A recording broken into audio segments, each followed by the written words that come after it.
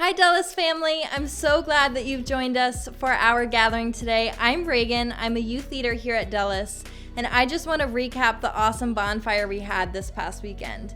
It was our first event with our new student pastor Andrew. It was so much fun and I love getting to hang out with our students.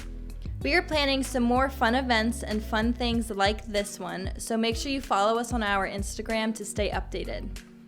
We are so happy to call Lightridge High School our new church home. We have met there for a few in-person gatherings this past year, and we have loved being able to gather with you.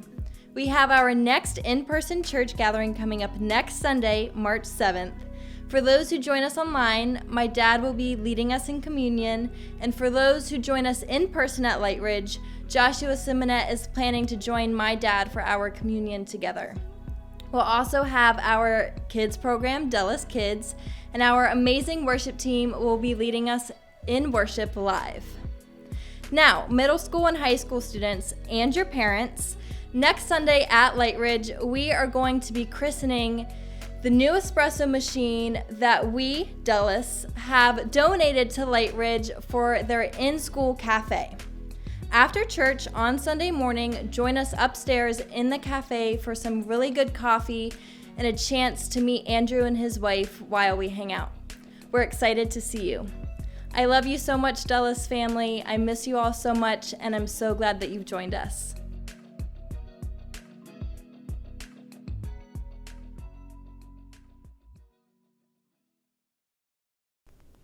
So today I want to spend our time together talking about why I should probably be canceled. And I don't want to necessarily pass judgment on you, but for the same reason, you should probably be canceled.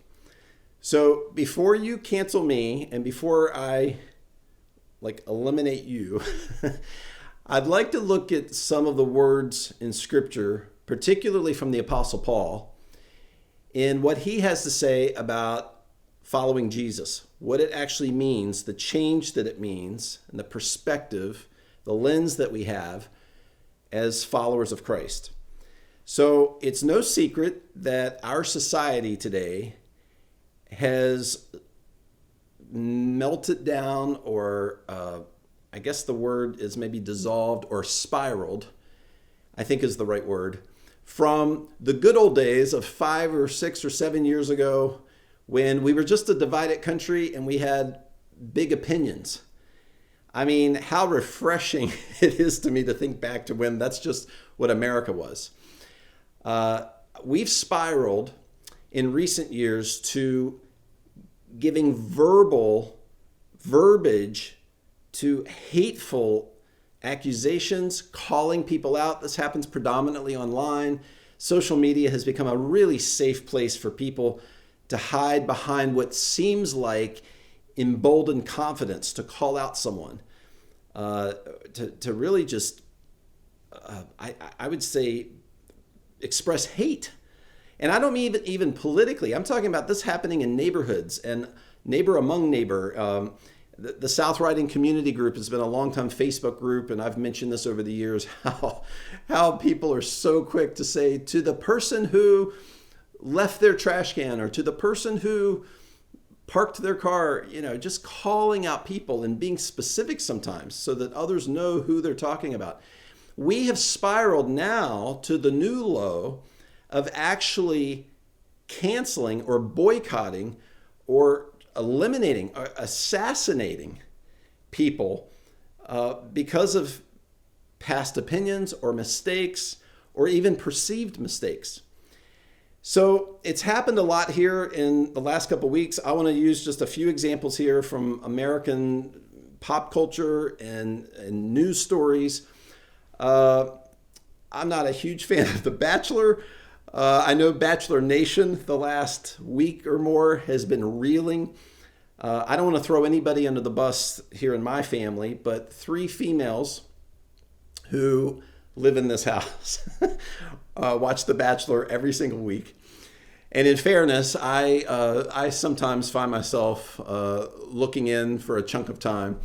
Anyway, there is some canceling happening on The Bachelor. It's been big news the past couple of weeks. I want to use another example from pop culture that's more dear to my heart, which is Star Wars.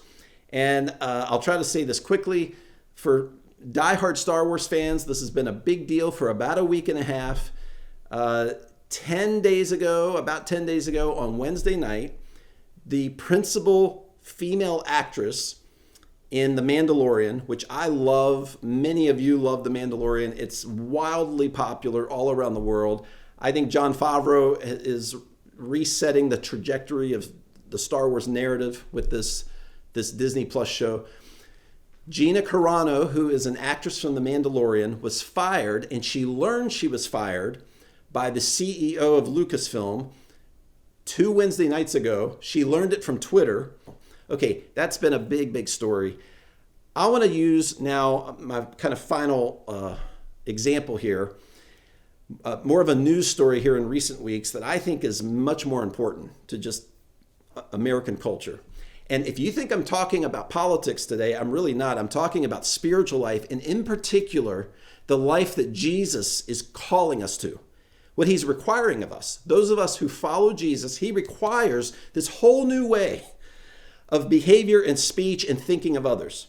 And we're going to look at that through the perspective of the Apostle Paul here in 2 Corinthians 5. But here's the final example I want to give from recent weeks, and that is the decision that the San Francisco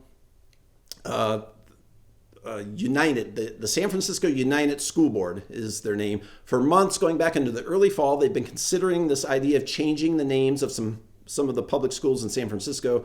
And just recently, after a 7.5-hour meeting, they voted 6-1 to change the names of 44 public schools in San Francisco.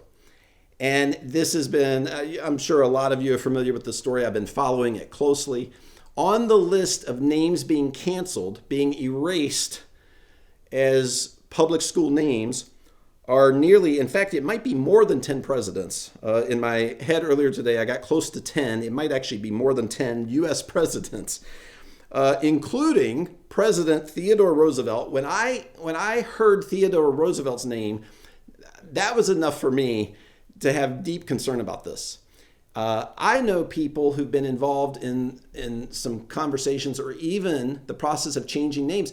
2 of my friends were a part of the process of changing the name of a high school here in Northern Virginia that had been for decades named after a Civil War general. I think that's a credible discussion and debate to have. And I think there's credence to sitting down and hearing one another and really considering the idea of naming a school after someone who fought for slavery. Absolutely credible in my mind. What the San Francisco United School Board did, I think, is so over the top and way far from the spiritual calling of Jesus and how he wants us to think of people in the past and people of history and people who live across the street from you and me. So on this list of U.S. presidents includes Theodore Roosevelt, which I could stop right there and just say, wait a minute. Thomas Jefferson, George Washington, Abraham Lincoln made the list. I've got more thoughts on those 2 presidents here in just a minute. Paul Revere made the list. He is being removed from the naming of schools. This is an interesting story, and I'm looking at my notes because I want to get this right. The Penobscot Native Americans. So one of the board members in San Francisco incorrectly, mistakenly interpreted a History.com article thinking that what the school board member read was that Paul Revere had fought against the Penobscot Native Americans in the state of Maine. When in fact, what historians pointed out to the school board after the announcement, they were like, why Paul Revere? Was that the History.com article doesn't suggest such a thing at all. What Paul Revere did was actually fight in the Penobscot Expedition, which was in Maine, which was a campaign against British soldiers. When this was brought to the attention of the school board, they still chose to leave Paul Revere's name on the list, which makes no sense to me. Much of the California and San Francisco's Hispanic heritage leadership has been removed from school names. Abraham Lincoln was removed, and I'm going to quote the board here. For this reason, the majority of Lincoln's policies proved detrimental to First Nation and Native American peoples. And so my question is, man, where does this stop? And again, we're going to the heart of Jesus here, so stay with me. I know I'm into some American history here and a recent news story from the West Coast, but where does this stop? If we are going to eliminate previous presidents, a president who led us to the Emancipation Proclamation because some of their policies were perceived as inconsiderate or even harmful to a people group, I don't want to take credence away from that discussion, but if we're going to do that with one president, we have to do it with probably all of them. I mean, are we going to seriously remove the Lincoln Memorial from our mall? Are we going to do this to Jimmy Carter? Jimmy Carter has been building homes through Habitat for Humanity for decades now for under-resourced families. I mean, without thinking of any specific policy, I could probably go back and find some policies that were detrimental to certain people groups from the Carter administration. I mean, where does this stop? George Washington was removed because he was a slave owner. And listen, I would like to think, I hope this is true, that I don't know a single person who doesn't think that slave ownership was an abhorrent, horrid part of American history. I mean, it's just unthinkable. I'll even add to it to much of the world's history. And I want to speak to this in the George Washington context because I've said often to you guys over the years that George Washington and Abraham Lincoln are my favorite presidents. Before I do that, I want to read from the words of Paul in 2 Corinthians chapter 5 that really gets to what makes you and me different, how you and I should look different and sound different and behave differently today in this world gone mad, where we're just eliminating anybody and everybody now.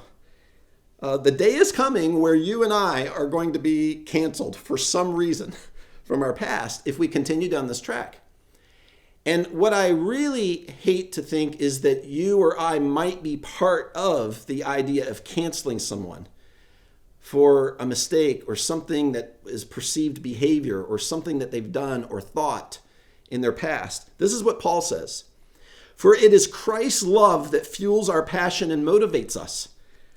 Now, I've got a longer list of verses that I want to read from this context here of Paul's words, but I could stop right here. We could spend the rest of our time right here on just that statement. For it is Christ's love that fuels our passion and motivates us. What fuels your passion? You ever give this any thought? Like, what fuels your passion? Does a political conviction fuel your passion? Does money or your career fuel your passion? Does, I don't know, maybe something that a teacher, one of your kids' teachers, or a principal, or the school board, a decision that they've made about schools being opened or closed, does that fuel your passion? The behavior of a neighbor or someone on your street? What is it that fuels your passion? Because we are absolutely convinced, Paul says, we, Christ followers, that's who he's writing to. He's writing to followers of Jesus. But where Paul's going with this is a consideration about all people. Not those of us just inside the walls of the church, but those outside the walls of the church. That's where Paul's headed here. Because we, inside the walls of the church who follow Jesus, are absolutely convinced that he has given his life for all of us. All. He's given his life for all of us, not just me and not just those of us inside our subculture of our church, or even in our particular faith. In the broader church, we believe we're motivated by the passion that Jesus gave his life for all, everyone, not just those inside, but those outside. Andy talked to us last week from Luke 15 about Jesus coming with the particular passion for disconnected people. Does Jesus' passion for disconnected people fuel you? Does that motivate you? Paul says, this means all died with him. And this is a statement that refers to those of us who recognize our need for Jesus. We recognize our brokenness, our incompleteness, where we're not whole. We recognize selfish tendencies and hurtful behavior. We recognize how we long to be something that we're not, that we believe Jesus can make us, that he can restore us to be something that we're not. This reference of all of us having died with him means that all of that ugly, all of that brokenness, all of those memories or regrets, even our future mistakes and future selfishness has already died with Jesus on the cross. That's a remarkable concept.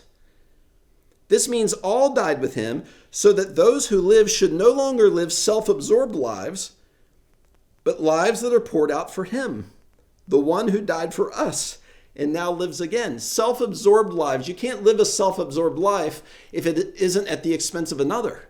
That's what being self-absorbed is, or self-focused, or selfish. Selfishness at its root is always behavior or thinking at the expense of others. Jesus is calling us, as he modeled, as he lived, to pour out our lives for him, in essence for others. This is all headed toward our lens, our view, our focus of others, how we are to look at others the way Jesus looked at us and looks at us. So then, from now on, we have a new perspective. If you have a physical Bible that you're reading from, or a digital Bible, or you read this later, underline or highlight this in YouVersion or whatever particular Bible you're using. Underline the idea of new, because it's a persistent theme here of Paul's in this text. We have a new perspective that refuses to evaluate people merely by their outward appearances. Now, the English translation there of evaluating people on their outward appearances can almost suggest the way they look physically. That's not what Paul's referring to here. It's a judgment. It's a perception that we have based on someone's perceived or apparent behavior, or the way they've thought, the way they've acted. And Paul is saying those of us who follow Jesus, who are motivated and whose passion is fueled by the one who gave up his life for us, we see people differently now. We see people's pasts differently. We see people who still have lingering behavior or patterns in their life. We see it through the lens of hope and restoration. Paul goes on to say, for that's how we once viewed the Anointed One. It's interesting that, the Pharisees and the religious leaders and the Roman guards, of course, they crucified Jesus, but he's saying we humans actually looked at Jesus this way, with a limited perception of who he was. He's speaking here, Paul's speaking here to our faulty lens. For that's how we once viewed even the Anointed One, but no longer do we see him with limited human insight. Our insight, our perception, our vision of others has changed because we've changed our view of Jesus. Now, if anyone is enfolded into Christ, he has become an entirely new creation. All that is related to the old order has vanished. Behold, everything is fresh and new. Does this mean, in looking at people through a fresh new lens, the new hope and new life of Jesus means that we just ignore hurts, we ignore toxic behavior? No, of course not. Of course not. I mean, even the apostles, Paul himself, goes on to write warnings and puts boundaries in place toward people who continue to be hurtful in the church or toxic in some way or destructive in their behavior. But even in their warnings or the boundaries that they create, Paul and the apostles and the followers of Jesus have a new lens that it's not too late for this person. Even someone who's being destructive, there's still hope. Jesus has such power and ability to change the human condition. He can even change that hurtful person. And we're so quick as a society today to eliminate or to call out what someone has done or what somebody did in high school or pictures from years ago. It's remarkable that we have reached this new low as a culture. And that's what I mean by missing the good old days 5-10 years ago of just being divided and having strong opinions. It's remarkable that we see this as commonplace. If you are somebody who isn't on social media much, or you don't really see hateful calling out of others on social media, I'm just telling you, your kids do. And if your kids are grown or gone, or you don't have kids yet, your neighbors do. And a lot of people who go to your church and are a part of your church are seeing this, and it's feeding our culture. And Jesus is calling us to set our eyes, our lens, our perspective in an entirely different view by looking at people the way he does. So I want to go back to this George Washington example. I've said that Lincoln and Washington are my favorite two presidents. I think they showed courage, remarkable courage beyond what any other president has. There's so much to say about Lincoln, of course. George Washington was so transparent about mistakes he made in battles he lost. He owned them. He was very humble. He was a very humble leader. And I believe he made the bravest, most courageous, most tactical decision for the future of our country, I think, than any president in history, when he denied or turned down the founding fathers' plea with him to essentially become, they didn't use the word monarch, a perpetual president. They were pleading with Washington to remain permanently our president.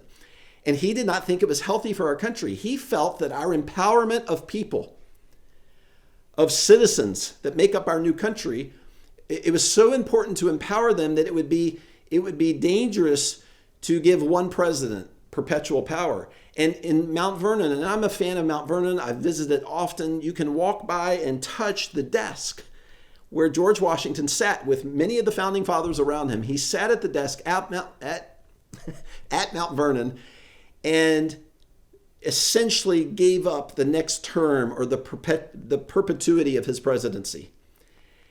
And then you walk out so inspired through a couple more rooms and out the left hand door, you take a left and walk by the slave quarters. And this is always an important part of my visit to Mount Vernon, and the same can be said about Monticello and Charlottesville. It's haunting to me. It's haunting to visit and walk by and walk into some of the slave quarters at Mount Vernon. And it's a very spiritual experience for me. I've prayed often in Mount Vernon about leadership and courageous leadership decisions, and how can a culture and how can so much of world history accept human ownership of another human? How can such a smart, wise group of leaders who write the Constitution, how can they be so blind? And I've had those, considerations at Mount Vernon. What we're ignoring in this cancel culture that we find ourselves in is the idea, the reality of historical context. So I'm going to give you what I'm going to call a hypothetical prediction. I don't even know if that's a term. Maybe that's a thing, or maybe I just coined it. I don't know. I want to give you a prediction. It's hypothetical. Don't read too much into this. Have I thought about this possibility? Yes. Do I think it's possible? Maybe. I'm not actually predicting it. I'm giving this to you as a hypothetical. Let's say this generation being born today, evolving past Gen Z and Gen Alpha into whatever this, newborn generation is. There's a name for it. Maybe that's part of Alpha. 30 years from now, when they are all in their late 20s, early 30s, let's just say that the new consciousness of our country among the young generation goes something to the effect of, how dare any Americans in the past have not only longed for or wished for or considered part of the American dream, but actually possessed large homes. Again, hypothetical prediction. Let's say the next generation has a serious moral and ethical issue with much of American history being in the pursuit of happiness and in the pursuit of the American dream, large homes. And I'm not talking about the equivalent today of mansions. I mean a home that has more than 2 bedrooms and certainly more than 1 level. A 2-level home or a 3-level home. I mean, a 3-level home may be looked at as criminal in the future. Let's just say. I know this is a hypothetical. Please stay with me on this. It's not a direct comparison. I would never compare house size to slave ownership, but I am using this to compare historical context. Imagine giving defense to the idea of you having purchased a 2-level house or even a 3-level house to a future generation that just thinks it's unimaginable. It's appalling that any of us would have ever, with poverty in the world, we would have ever sought a big house with a spare room, or a room with a house with rooms that we don't actually visit or use every day or use much of the day.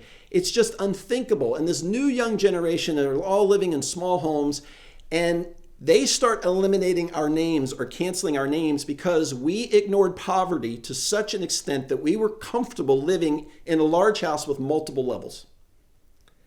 Imagine speaking to that 30 years from now. Well, wait a minute. I mean, it was just our culture. And the future generation is like, you're defending your actions based on saying, well, everyone else did it. Or it was a part of the American dream. It was, imagine defending with, hey, but it was my right.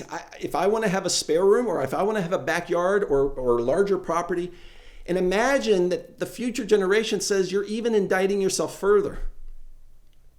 Can you, if this ever did happen, what would they do with people who had at one point rented a storage unit? I mean, that's somebody who had a house, large house, multiple of a house, but they had so much crap that they needed a rental unit to store their stuff in.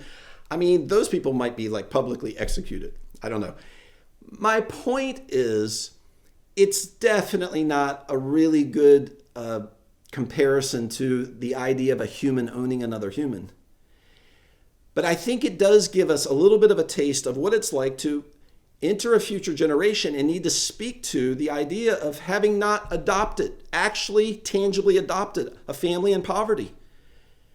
That we downsize and live in a 2-bedroom house and adopt a family in poverty, as maybe this hypothetical future generation believes in and is ubiquitous all throughout that generation.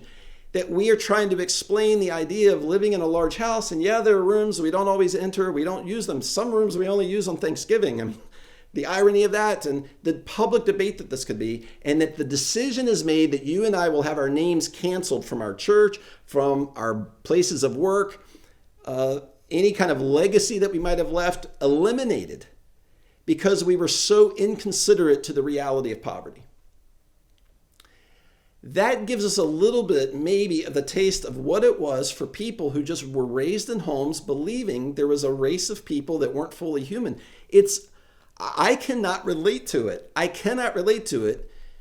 But there were generations and hundreds and thousands of years in our history where it was just ubiquitous thinking. I want to continue here with 2 Corinthians 5, verse 18. Because my greater concern, beyond the example of the historical context and the way we maybe judge others from history, I mean, if we're going to eliminate Abraham Lincoln as somebody of honor, we are going to eliminate everyone, every president, every news anchor, anybody who's ever worked in Hollywood. I mean, we're going to eliminate all of ourselves. My greater concern is the spiritual anemia that this way of thinking leads to. So let's continue here with Paul's words. And God has made all things new. He's made all things new and reconciled us to himself and given us the ministry of reconciling others to God. The word ministry isn't used much. It's used in kind of foreign diplomacy, and it's used inside the church context. We don't use it in everyday life, but ministry meant it's the actual literal picture of someone standing tableside with towel over arm, asking, how may I serve you? Do you need anything else? Can I get something for you? When there's a spill on the table, it's not the person who spilled it who cleans it up. It's the minister or the servant who offers to clean it up or bends over to clean it up. The ultimate example of this, of course, in Jesus leading up to the cross is the Last Supper. Jesus begins the Last Supper by taking off his rabbinical robe and wrapping the servant's towel around his waist and bending over to wash the disciples' feet. That is the idea of ministry. It is the idea of taking on the role of one who serves others, who sacrifices and bends over to serve others. And so again, Paul says Jesus has made all things new. We're not in a perfect world yet. We're moving in that direction. Jesus' resurrection began the process of moving us toward the renewal of all things. We're not there yet, but his resurrection has made all things new should be our lens and our perspective. and our hope is what Paul's saying. He reconciled us to himself, and now he's given us the ministry of reconciling others to God. We have the ministry, the calling and the role of serving with towel over arm others to God, others being connected, reconnected to God, brought back, invited back to unity and connection with God. In other words, Paul says, it was through the Anointed One, Jesus, that God was shepherding the world, not even keeping records of their transgressions. God doesn't keep records of our transgressions. And he has entrusted to us the ministry of opening the door of reconciliation to God. Wow, this is serious, this calling that God has put in front of you and me. The antithesis of calling someone out, of name calling, belittling, judging someone for past behavior or past thinking. He is calling us to see that person with hope and to see that person as someone who can become renewed and as someone who is a child of God. We are ambassadors, Paul says, of the Anointed One who carry the message of Christ to the world, as though God were tenderly pleading with them directly through our own lips. So we tenderly plead with you on Christ's behalf, turn back to God and be reconciled to him. For God made the one and only who did not know sin to become sin for us. God chose for his son Jesus to be canceled so that you and I don't have to be canceled. So that we who did not know righteousness might become the righteous or the rightness of God. Righteousness means what is right in God's sight. That we might become the righteousness of God through our union with him. I saw a 2-minute clip this week by a pastor. His name is Leonce Crump. He just in 2 minutes just articulated so well his fear. He's an African-American pastor here in America who was asked to speak to the cancel culture. And he just said these words, I'm so concerned that this cancel movement is going to eventually eat itself. If we are thrown away because we didn't do everything right at some point or another in our past, then this cancel movement will eventually implode on itself. It will eventually eat itself. Noah was a drunk. There was an unsightly scene with Noah after the ark, after the rescue mission, where he's naked and goes in the tent, and it's a hard read and early in Genesis.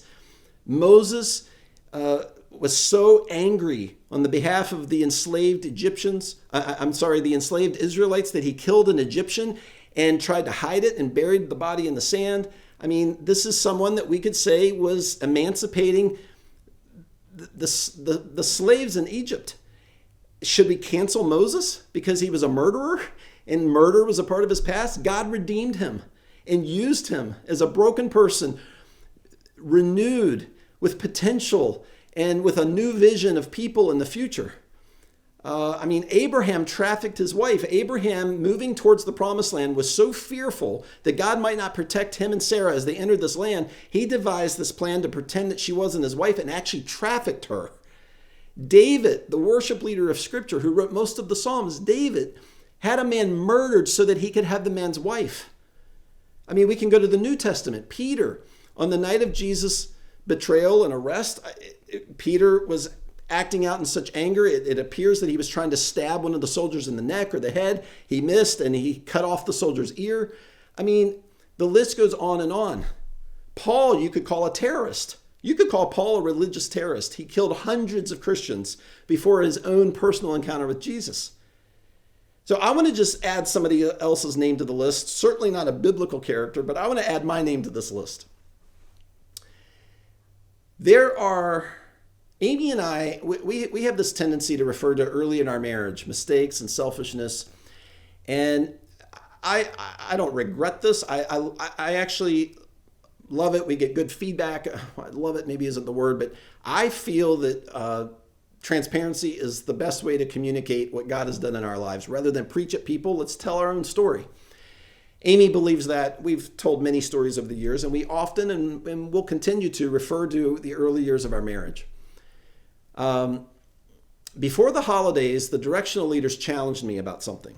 Alex and Alton, I'm telling you, these guys do so much behind the scenes, pursuing God's heart, building people up, encouraging people. They do that to me. They challenge me so well and encourage me.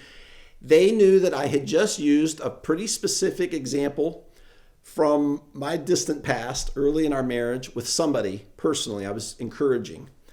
And one of those, it's never too late kinds of stories with somebody. And I was revealing transparently some of an early mistake that in Old Testament terms, maybe or probably would have gotten me stoned. And the directional leaders challenged me. They said, we want to talk about this. We love how transparent you are.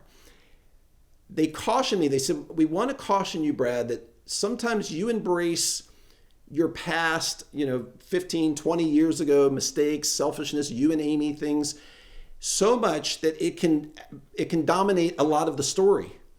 And they said, we want you to lead always from the new, which is, of course, my heart and my intent. Jesus can make anybody new. He can make me new, and he has. They said, be careful to always lead from the new. Refer to the past, but lead from the new. They said, when you tell these stories, if God prompts you to tell one, tell it. We'll continue to tell ours. Spend 5 minutes on the past story and spend the next 15 minutes on the new. Emphasize that. Don't get so lost in the details of. And I love this challenge. And I journaled about it and I made notes about it. Looked at it again not long ago.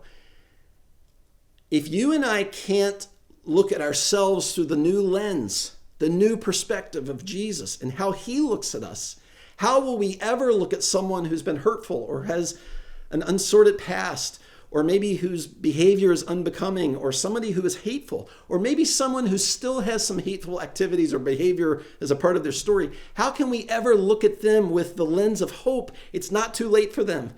And Jesus can renew anybody. How can we think that and speak that way if we don't look at ourselves and our past that way?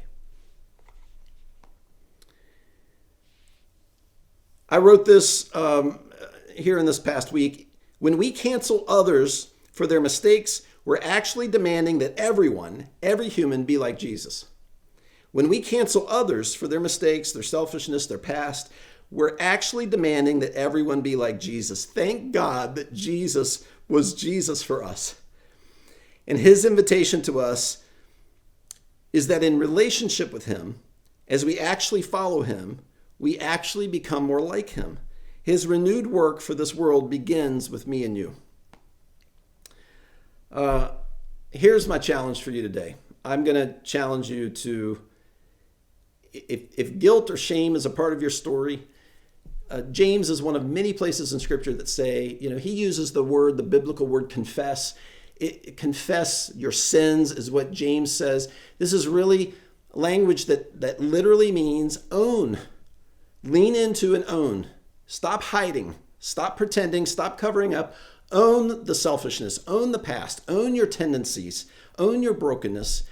Put it in front of Jesus. Call it out. Say, this is me. I'm incomplete. I need help. And Jesus will be faithful to forgive you. In his justice system, his justice is to forgive and not hold your past against you.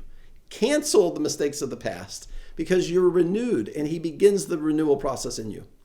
Next week, we're going to celebrate communion. For those of you who join us online next week, I'll be leading you in communion. If you join us at Lightridge in person, Joshua Simonette will be part of our communion next week. This is a great place. The Lord's Supper is where we stop and remember. We don't judge others and call out others. Jesus institutes a place, a part of our worship where we regularly come to the table where we remember our past, our brokenness, our ugly, our selfishness, what should have gotten us stoned or canceled, and how he chose to be canceled for us so that we could be alive. We could live in this new perspective, not just of ourselves, but of everyone. If you're interested in a new community group experience for 5 weeks, we're going to do this for 5 weeks starting in March. If you are interested in being a part of the 5-week video series that Kathleen Edelman does on I Said This, You Heard That, which we looked at a couple weeks ago, let us know. Email us. contact the church. We'd love to put you on the list. I think it's going to be great. There's going to be a virtual option for that community group and an in-person option. I really hope you'll join us in person if you're in the Dulles area next week, and if you feel comfortable. Let me pray with you. Jesus, all of us have past and memories and regrets and selfishness and acting out and words of ugly that have come out of our mouths that by today's society standards should eliminate us, should cancel us. But you, Jesus, chose to be canceled for us. It's amazing. It's just remarkable that you've done this so that we could have the vision of ourselves that you have for us, and that we could have the vision of the world and others that you have for us. And you have called us to the ministry, the role of standing with the servant's towel over our arm for the rest of our lives, of reconciling people to one another and reconciling people from their ugly and their past to you. God, I pray that we will take that calling seriously, and it all begins with our commitment to you. It begins with your commitment to Jesus. A prayer that just goes like this: Jesus, it's time for me to give you my life. I'm giving you all of my life, my past, everything I'm trying to control, the cover-ups. I'm giving it all to you. I give you my life, Jesus. If you prayed that prayer, please let me know. If you had the courage to pray that, have the courage to let me know. I'd love to share some materials with you and point you in a direction that I think will be helpful for you in the weeks ahead in terms of reading material. I love you guys so much. I'll see a lot of you next week in person. I'll see the rest of you here online. Have a great week, everybody.